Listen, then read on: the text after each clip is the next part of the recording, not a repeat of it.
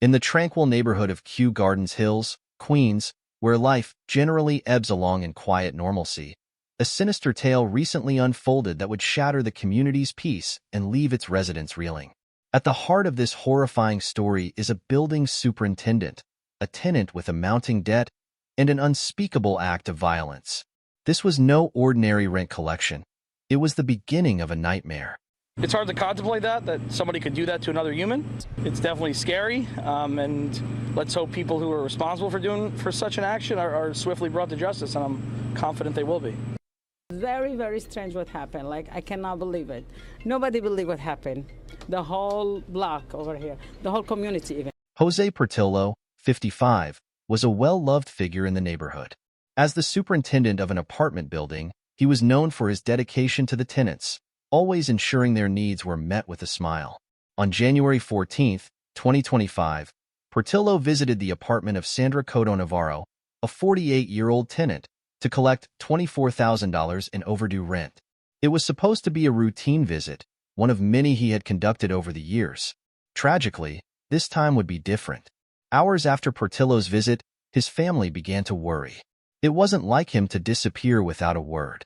Unable to reach him, reported him missing to the police. Officers arrived at the apartment building, their investigation leading them to Sandra Coto-Navarro's unit.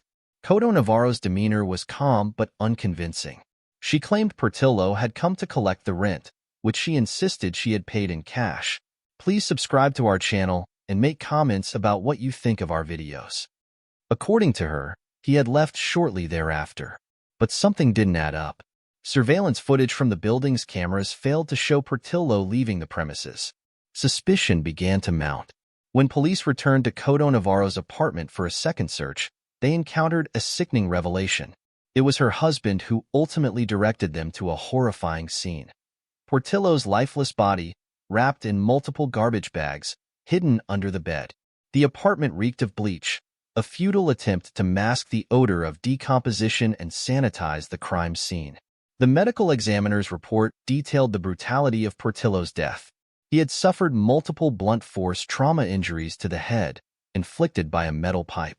The evidence suggested Coto-Navarro had also attempted to dismember his body, as sharp force injuries were discovered post-mortem on his neck and leg.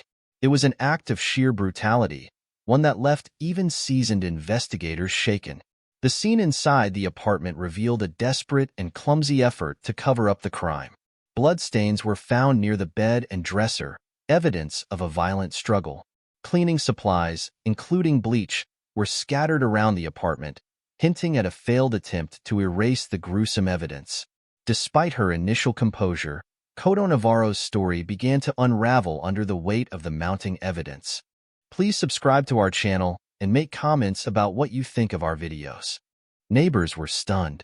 Jose was a kind man who always looked out for everyone, said one tenant. He didn't deserve this.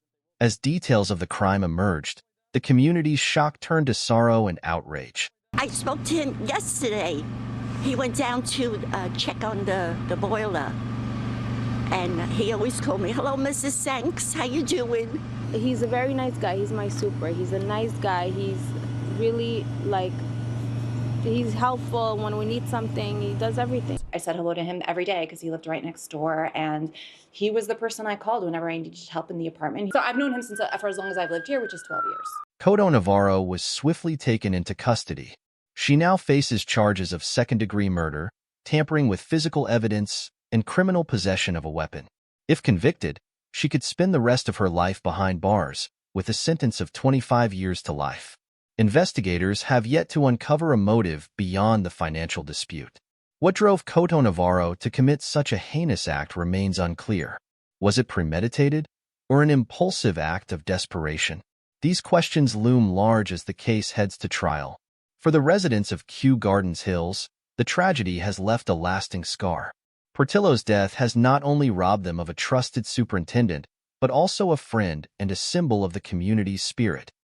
He was a very nice guy. Everybody on the block, he know him. He speak to everyone. He smiled to everyone. We know him over 15 years over here.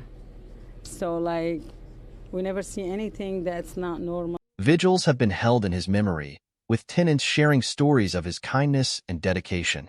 "He always made time for everyone," said a neighbor. "We'll never forget him." The apartment where the crime took place has become a haunting reminder of the violence that lurks beneath the surface of everyday life. For many, it has shattered the illusion of safety in their own homes. As Sandra Coto-Navarro awaits her day in court, the legacy of Jose Portillo endures.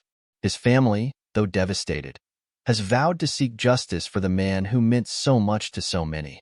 Meanwhile, the case serves as a sobering reminder of the unpredictable and often tragic intersections of human lives.